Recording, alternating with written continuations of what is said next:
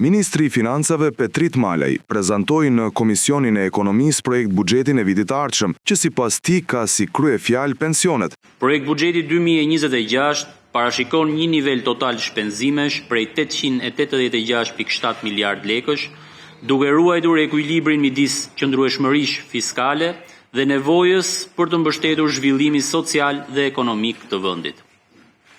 Vëmendja jonë dhe kryefjala e këtij projekt buxheti është padyshim rritja e mirëqenies sociale, duke vijuar më tej me nxitjen për modernizimin e infrastrukturës, përsosjen e sistemeve digjitale, por edhe zhvillimin e kapitalit njerëzor përmes arsimit dhe punësimit cilësor. Shtylla themelore e këtij projekt buxheti është pa diskutim reforma e pensioneve, që do të nisim në vitin e ardhshëm dhe do të shtrihet deri në vitin 2030. Të moshuarit, kjo kategori e nderuar, do të marrë mbështetje direkte financiare nga buxheti i shtetit. Duke filluar nga janari 2026, përmes mbështetjes buxhetore, do të zbatojmë një kompensim të ardhurash për të gjithë pensionistët bazuar në kategorinë e pensionit që ata përfitojnë aktualisht. Malaj tha se pjesë e buxhetit për herë të parë është edhe kompensimi i barnave onkologjike, përveç skemës së rimbursimit të medikamenteve, me vlerë 13.5 miliard lek, nga e cila do të përfitojnë 400.000 qytetarë. Shpenzimet e sektorit të shëndetësisë për vitin 2026 planifikohen të jenë në masën 81.2 miliard lek ose rreth 2.9% e prodhimit të brendshëm bruto.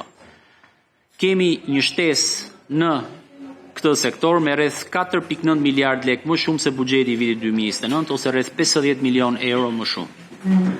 Theksoj që përveç indeksimit të pagave dhe njësimit të vjetërsisë për mjekët dhe infermierët, do të materializohet nga 1 janari 2026, projekt buxheti 2026 do të financojë me prioritet këto politika.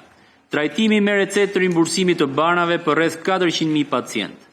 Financimi me 1.5 miliard lek më shumë për rimbursimin e barnave onkologjik në shërbimin parësor dhe sigurimin e tyre në gjithë sistemin spitalor. Financimi i paketave të miratuara të shërbimit spitalor në spitalet publike e jo publike, përfshirë këtu paketën e re për trajtimin e trombektominës. Rikonstruksioni i njësër spitaleve rajonale dhe qendrave shëndetësore, si dhe përfitimi nëpërmjet programit kombëtar të vaksinimit për rreth 180.000 fëmijë dhe 280.000 qytetarë.